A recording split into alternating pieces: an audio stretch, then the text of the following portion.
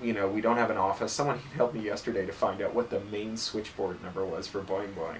It's like, if that question is so wrong, it's not even wrong, right? Like, it's in another dimension of wrong. It's infra wrong. Its wrongness cannot be detected with unaided sensory apparatus.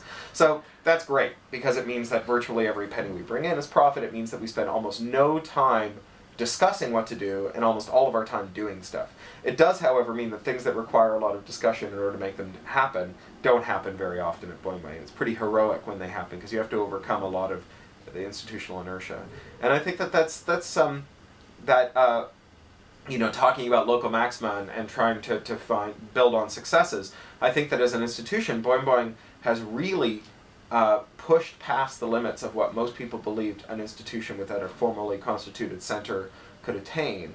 Like, how much can you do without meetings? I think Boing Boing's blown past what most people thought you could do without meetings. But I think we're also coming up against some limits. So, we have done some pretty cool things in the last couple of months that require a higher level institutional support. Like, we've got this Boing Boing Bazaar that's now part of the Makers Market and so on. Largely due to our heroic managing editor and to one of my partners, David Peskovitz, who's actually drawing a little extra money out of the partner dispersals to do just management stuff.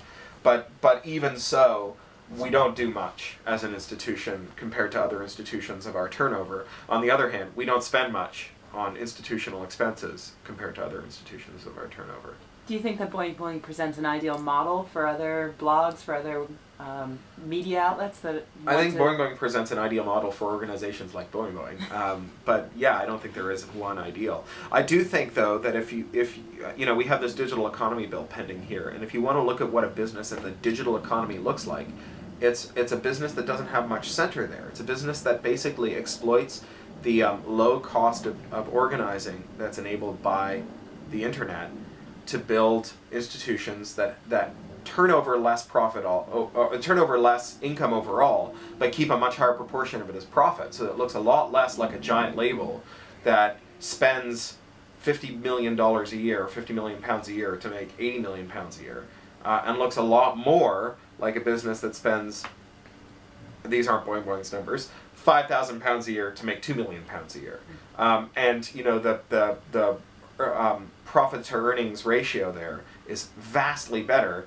The size is probably capped, but it means that you get a lot more small traders, small, medium-sized enterprises, and I think those are actually characteristic of a digital economy. And I think that businesses that are essentially built on the fact that they can spend more on organizing than everyone else are actually characteristic of the analog economy. That is the analog economy in a nutshell. It's marshaling more resources in one place. It's like throwing more precious goods into the potlatch fire than anyone else in order to kind of outspend all of your competition. And that's what the labels have done, right? They've built these vast distribution chains, these vast institutions that are more expensive than any other entrant in the market can make. They occasionally churn out a statistically insignificant billionaire, in terms of statistically insignificant in terms of the number of acts that want to go out and produce music, and then they don't do anything else for almost everyone else.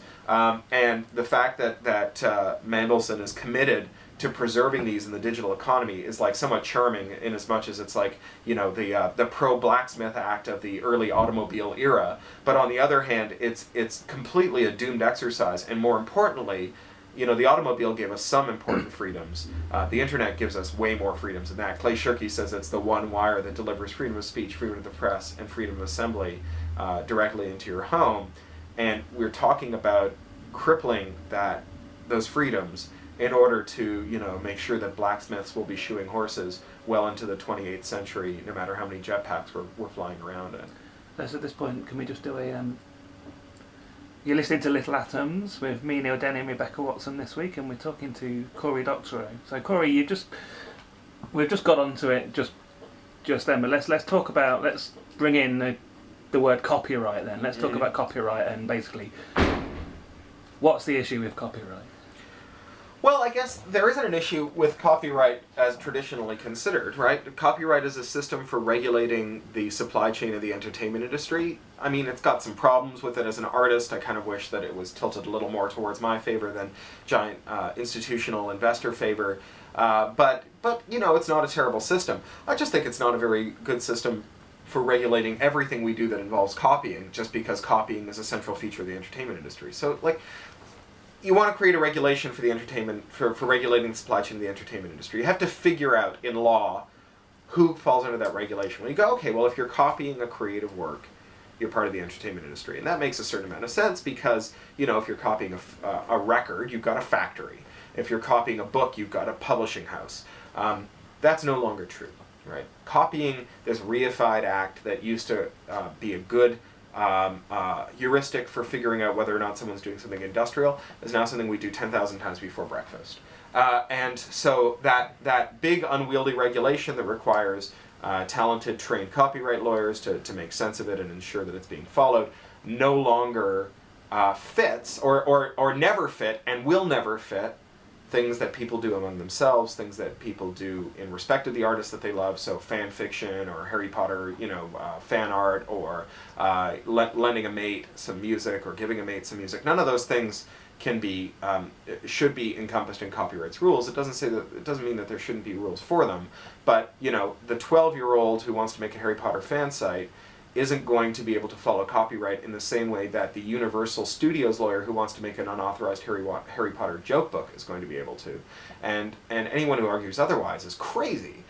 So, as someone who actually relies on a sensible, coherent copyright to regulate my interactions with the people who pay me money, which is, publishers and their supply chain, I don't want it diluted and stretched in all these crazy ways to cover all these interactions that it has no place being inserted into, because I think that makes it nonsense. I think that you tell a 12-year-old copyright means that you can't make your unauthorized Harry Potter website, or that you do so at your peril, and that 12-year-old concludes that copyright is bankrupt and she doesn't need to pay any attention to it. As someone who wants people to pay attention to copyright when it affects my fortunes, I don't want that to happen. You mentioned in the first half, Mandelson's method of sort of dealing with people who are file sharing, which is cutting off internet access. And over the last few years, I've seen something remarkable in that the music industry has seemingly gone out of its way to alienate its own customers. I mean, this is unprecedented. Well, it's not the music industry per se, it's the record industry. Yeah. Actually, funny, because another piece of the music industry, the live performance industry, had its best year in history last year. And given that live performance fees go directly to artists instead of being filtered through the record label in the form of royalty, it means that last year was the best year ever for musicians in the history of the world. It was just not the best year ever for recording musicians. I do think it's unprecedented. I can't think of another business that thinks that suing or fighting your customers is good business. I mean, I guess maybe the phone companies spring to mind as a kind of template for this. And it's funny, I look at Apple, who have built their business around pleasing both the phone companies and the record companies, and who then claim, well, it's not our fault that all these terrible things have happened. It's our business partners with whom we climbed into bed all knowing. I mean, they have lain down with the dogs, and then they expect us to excuse them for having woken up with fleas. So I guess that is pretty odd. The Mandelson thing, I want to correct you slightly. Mandelson is not proposing to disconnect people who break copyright.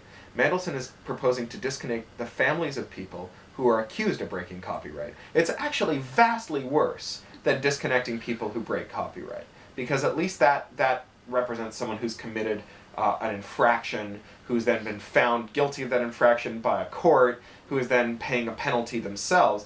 Whether or not you agree that it's proportionate, I don't think it is. I think, cutting someone off from the entire information society because they took some music without paying for it. I mean, if only we could limit the penalties for downloading a CD to the penalties that you would pay for shoplifting a CD, which are, a slap on the wrist and a little fine.